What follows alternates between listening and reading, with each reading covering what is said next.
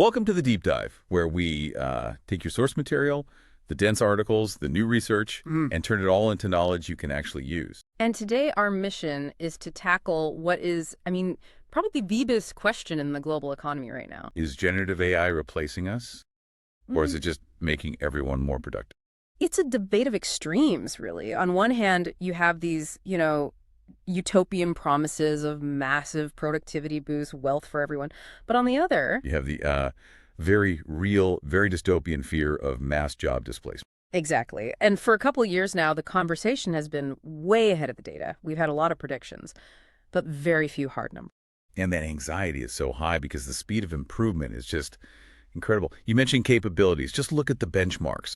AI went from solving, a meager 4.4% of coding problems on the SWE bench in 2023 to nailing an astonishing 71.7% by the end of 2024. That's an exponential leap in tasks that we thought were purely human just a few years ago. And people are using it. This isn't just a lab experiment. Oh, not at all. We're talking high frequency, mass adoption.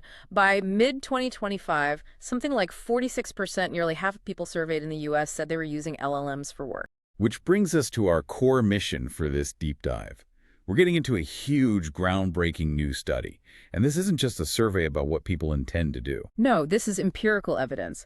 The research uses payroll data, high-frequency, large-scale administrative data from ADP. So millions of actual workers. Millions of workers with data right up through September 2025.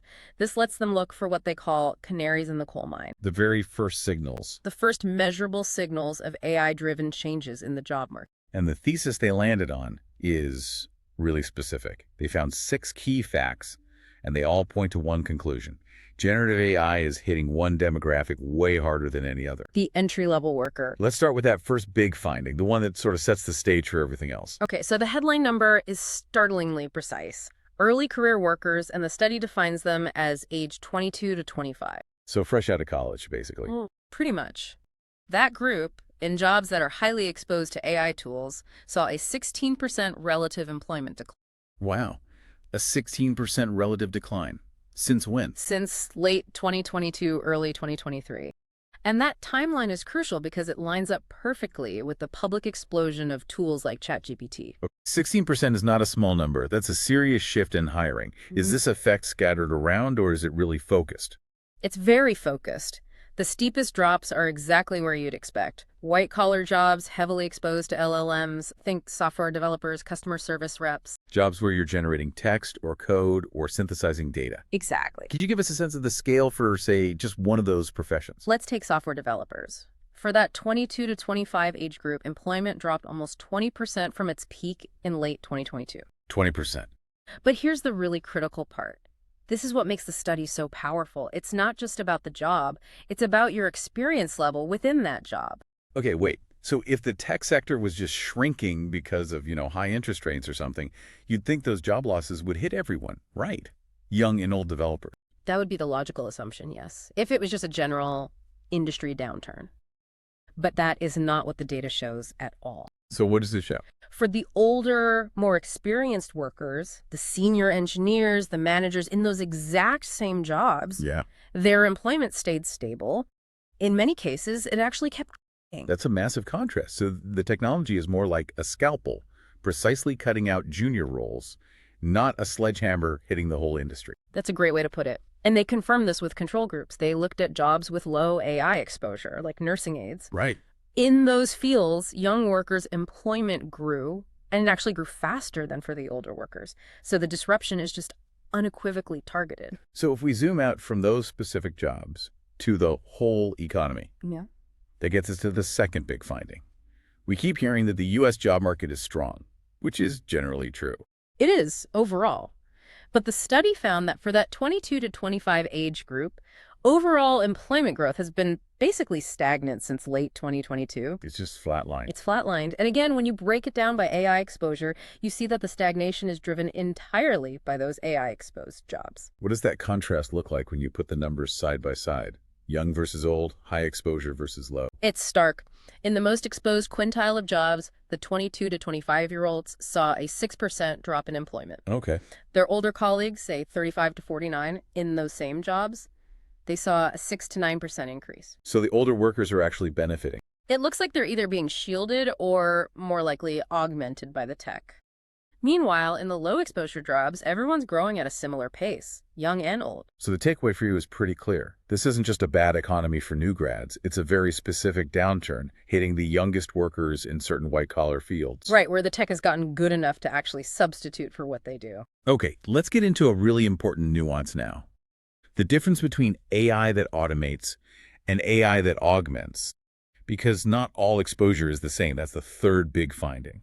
Yes, and this is maybe the most important detail if you want to understand which jobs are truly at risk. The outcome really depends on how the AI is being used in your occupation. And they measured this in a really interesting way, right? Yeah. They used data from the Anthropic Economic Index. They looked at actual queries to the Claude LLM. They did. They classified the prompts people were using. They put them into two buckets. First, queries that were directive or used a feedback loop. What does that mean? It means the AI is substituting for labor. You're basically telling it, do this task for me. That's automated. Okay, and the other bucket? That was for things like task iteration, learning, or validation. They labeled that augmentative. That's where the AI is more of a tool, helping a human work better or faster. So they took these usage patterns and compared them to the employment data. What popped out? A very powerful link. Entry-level jobs declined specifically in those occupations where AI use was highly automative. That's where the substitution effect is really hitting hard. So if your job is basically write me a first draft of this email or generate some boilerplate code, tasks you can just direct the AI to do, you're in trouble. Precisely. But on the flip side, in occupations with the highest share of augmentation, where the AI is a creative partner, let's say, they actually saw employment growth for young workers. So it's not about if AI is in your field, it's about how it's being used. Is it your replacement or is it your tool? That's the core question. But, whenever you find a correlation that clean, you have to be skeptical. Is this really AI or is this something else that's just happening at the same time? That's the constant challenge in labor economics. And the most obvious counterargument is that the firms that hire lots of young people in these jobs like tech startups, right, the fast-moving ones, they were also the ones hit hardest by high interest rates in 2023. So maybe the young workers are just collateral damage of a tech funding crunch. So how did they test that?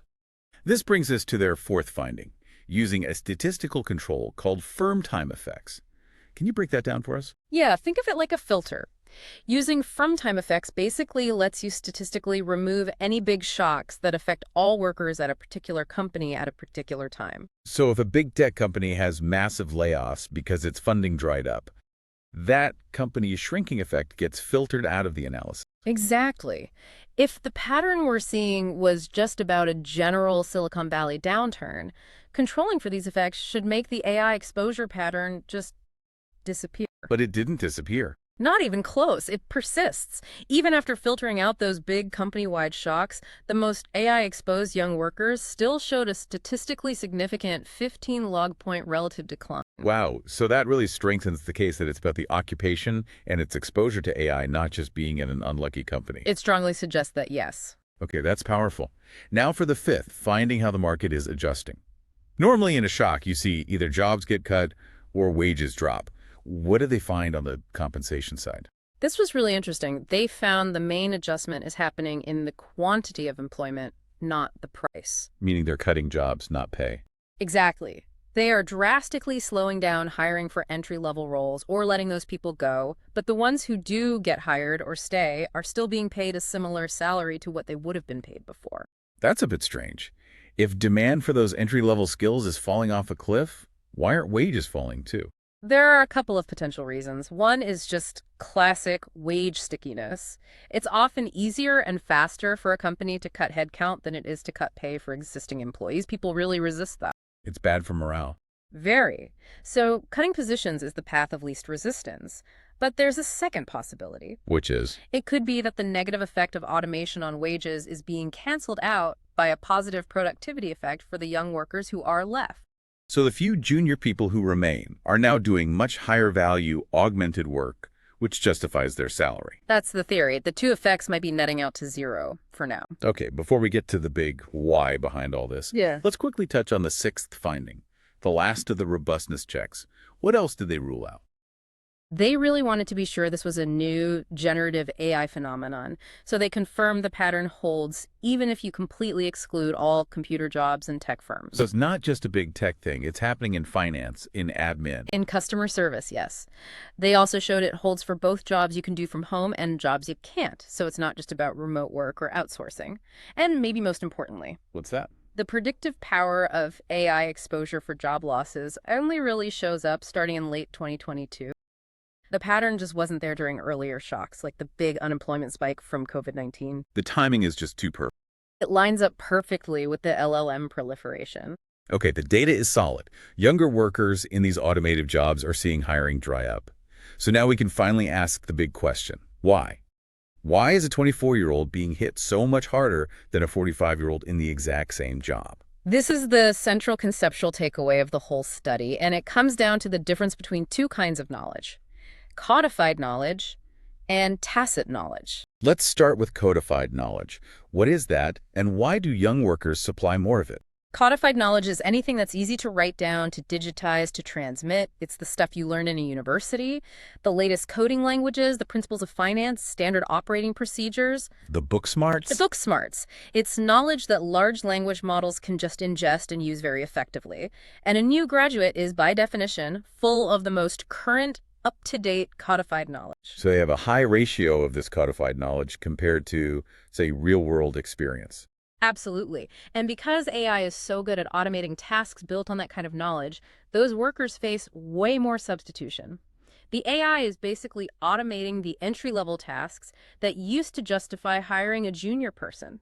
The study calls this the apprentice margin. I like that. The apprentice margin is being eaten by the machine, which means the senior people are protected by the opposite, by tacit knowledge. That's right. Tacit knowledge is the messy human stuff that you can't easily write down. It's the wisdom you get from years of experience, from failure, from just being there. Like what specifically? It's the idiosyncratic tips and tricks, it's political judgment, it's knowing which client relationship is a bit fragile, or understanding the unwritten rules of the company. It's that stuff. Knowledge that AI can't just scrape from a website or a company handbook. Not yet, anyway. This knowledge requires human interaction and context to build. And AI is, right now, much less capable of replacing tasks that rely on that deep contextual understanding. For an experienced worker, the AI becomes a complement. It did the grunt work. It handles the codified grunt work, which frees up the expert to apply their valuable tacit knowledge to the really high-leverage decisions. So a senior software architect uses an LLM to generate some boilerplate code, the codified task, but then uses their decade of experience, their tacit knowledge, to judge the security risks or the scalability of that code. That's the perfect example. The AI complements the expert margin, and that dynamic explains the whole employment gap we're seeing. The apprentice tasks are disappearing, while the expert tasks are being augmented. Now, there was one little caveat they added about that protective bubble of experience. It's not as strong in some jobs. Right. They found that in jobs with a low share of college graduates, jobs that might rely more on hands-on experience but less on formal theory, that buffer of experience seems to be less robust. So the effect creeps up the age ladder. Exactly. In those fields, they saw the divergence in employment for workers up to age 40, not just the 22 to 25 group. So the nature of the work really matters. Okay, this deep dive has brought a ton of clarity where, before we really only had speculation. Let's try to summarize the key takeaways for you. Okay, first, generative AI is causing measurable labor market shifts right now. This is not in the future tense anymore. Second, the impact is heavily concentrated on early career workers, 22 to 25, and exposed white-collar jobs. Third, the key factor isn't just AI use, it's the type of use. Job losses are where AI automates, and job growth is where it augments. And fourth, the adjustment is happening through hiring freezes and layoffs, not pay cuts. And we are, without a doubt, in an adjustment period. If you look at history, big tech shifts like the IT revolution, they did lead to overall growth in the long run. But that only came after years of really painful adjustment and worker reallocation. And this data shows that reallocation has begun. The youngest workers are on the front lines. And the reason is clear. AI automated the apprentice margin, the value you get from fresh, codified knowledge, while it augmented the expert margin, the value from deep, tacit judgment. The whole equation of what skills are valuable has changed. Which means the focus for people entering the workforce has to change too. It has to. So we'll leave you with this final thought to chew on. Since AI is so good at codified knowledge, and the entry-level job market is under threat because of it, how should education and early career training change? What specific tacit knowledge skills, things like complex human coordination, building relationships, creative problem framing, ethical judgment, will be essential for the next generation? And maybe more importantly, how do we even begin to teach skills that, by their very nature, can't easily be written down?